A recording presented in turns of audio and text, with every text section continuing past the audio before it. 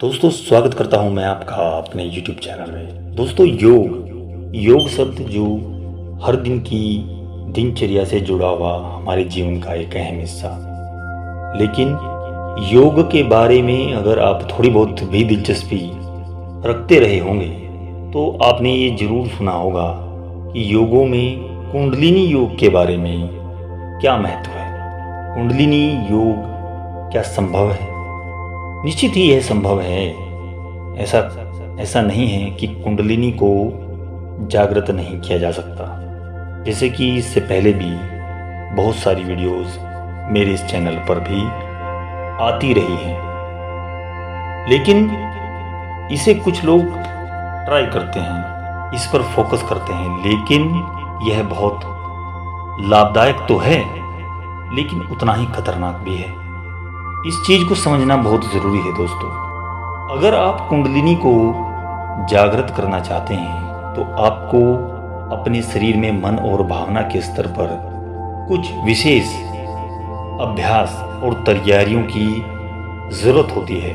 क्योंकि अगर आप बहुत ज्यादा कोशिश करते हैं, या कह लीजिए अगर टीवी को बहुत ज्यादा वोल्टेज दे देंगे तो वो फट जाएगा, सिस्टम ब्रस्ट हो जाएगा। कुछ ऐसा ही योग और कुंडलिनी के बारे में भी होता है। इसे समझना बहुत ज़रूरी है और बैलेंस करना बहुत ज़रूरी है। दोस्तों हमारे चारों तरफ कुंडलिनी को जागृत करने के लिए बहुत सारे योग सेंटर और बहुत सारी किताबें हैं, बहुत सारी वीडियोस भी हैं, जैसे कि यूट्यूब पर भी आती रहती हैं। लेकिन हर चीज़ के हर पहलू को देखना चाहिए। कुंडलिनी योग की कोशिश तभी करनी चाहिए जब कुछ ऐसा माहौल हो, कुछ सही उपयुक्त माहौल हो, तो कुंडलिनी जागृत करने की कोशिश करनी चाहिए। लेकिन अगर वैसा नहीं है तो ये बहुत ही गैर जिम्मेदारी होगी आपकी अपने शरीर के प्रति। अगर आप इस ऊर्जा को जागृत करना चाहते हैं, हासिल करना चाहते हैं, तो ये एक माइंड ब्लोइंग एनर्जी है, एक ऐसी शक्ति है जो आपको ऐसी ऊर्जा प्रदान करती है, ऐसा केंद्र बिंदु आपको दिलाती है जो कहीं और नहीं है। लेकिन इससे पहले आपको स्थिर होना होगा। निस्संदेह दोस्तों यह नाभिकीय ऊर्जा एक तरह की, जैसे कि एक परमाणु ऊर्जा है, एक न्यूक्लियर बॉम्ब है, ऐसी एक एनर्जी है जिसे सीखना पड़ता है। दोस्तों बहुत सारी चीजें अगर एक साथ आपके माहौल में हो रही हैं तो कुंडलिनी को कई बार जागृत करना बेहद खतरनाक साबित होता है। आज बहुत सारे लोग जिस तरह की ये जीवन जी रहे हैं उसमें बहुत सारी चीज़ें हैं, बहुत सारे अलग अलग प्रकार की चीज़ें हैं, जैसे कि भोजन है, रिश्ते हैं, तरह तरह की गतिविधियां हैं। पूरी तरह से उनको नियंत्रण में करना बहुत मुश्किल होता है। और किसी किताब में पढ़कर के कुंडलिनी को जागरण करना या कोई वीडियो को देखना, इस तरह कुंडलिनी जागरण करना बेहद खतरनाक है। कुछ लोग, जैसे कि आप इसको वैसे मान सकते हैं कि घर में ही कोई बम बना रहे हो, आप कोई ऐसा निर्माण कार्य कर रहे हो जो कि जिसके लिए पूरी लेबोरेटरी, एक लैब चाहिए होती है, जिसके लिए बहुत सारी चीज़ें चाहिए होती हैं, बहुत सारी प्रिपरेशन चाहिए होती है, लेकिन आप ऐसे ही कर रहे हैं, घर में ही एक बम का निर्माण कर रहे हैं। ये कुछ कुंडलिनी जागरण करना भी घर में बैठ करके वैसा ही है। कुंडलिनी के साथ भी अगर आपको ऐसा करना है जैसा बम बनाने की प्रक्रिया घर में कर रहे हैं तो ये खतरनाक है। बहुत सारे लोगों ने पढ़ लिया है कि कैसे कुंडलिनी जागरण करें। आप चमत्कार पा सकते हैं, आपके अंदर चमत्कार होंगे, आप चमत्कारिक हो जाएंगे।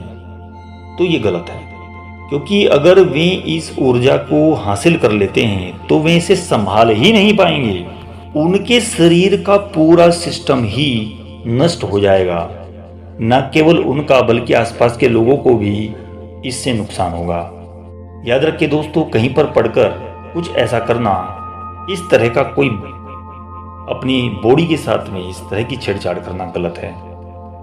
लेकिन हाँ, इसका मतलब ये बिल्कुल नहीं है कि कुंडलिनी योग के साथ कुछ गड़बड़ वाला मामला है, कि ये होती नहीं है। ये एक शानदार प्रक्रिया है, लेकिन इसे सही ढंग से करना पड़ता है, क्योंकि ऊर्जा में अपना कोई विवेक नहीं होता। जब एक बार ये ऊर्जा जागृत हो जाती है तो ये चल पड़ती है। इसका उद्रोगमन अगर हो गया एक बार तो ये निकल पड़ेगी, लेकिन इसको संभाला कैसे जाए, ये बहुत बड़ी एक सोचने की बात है। इस पे सोच करके तब फोकस करेंगे। बिजली जैसे कि बिजली है, बिजली हमारे जीवन के लिए फायदेमंद है, लेकिन अगर आप उसे छूने की कोशिश करेंगे तो आपको पता है कि क्या होगा। लेकिन बिजली को प्रभावित करने का उस सिस्टम का मूवमेंट करने का एक तरीका है।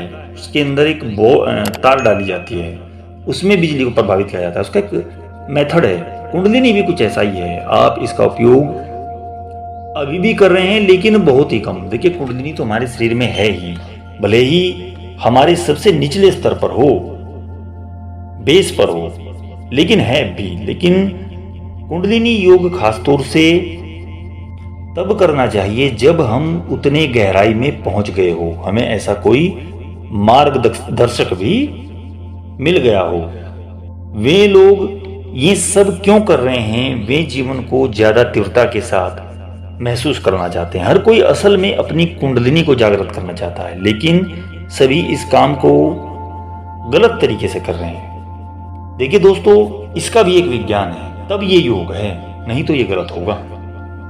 देखिए दोस्तों, इसमें इतना ही मैं कहूँगा। और अपनी बॉडी को पहले उस लेवल का कीजिए, अपने आसपास के एनवायरनमेंट को उस तरह का कीजिए, अपने आप को वैसी स्थिति में लेकर के जाइए। अपने सभी पहले रिलेशंस, अपने खान पान, अपने बॉडी का स्तर, अपने आप को मेंटेन कीजिए, तब इस पर काम कीजिए। और निश्चित ही कोई ना कोई ऐसा गुरु भी मिल ही जाता है आदमी को, जब वो ढूंढता है, जो इसकी एक सही प्रक्रिया आपको समझा पाएगा।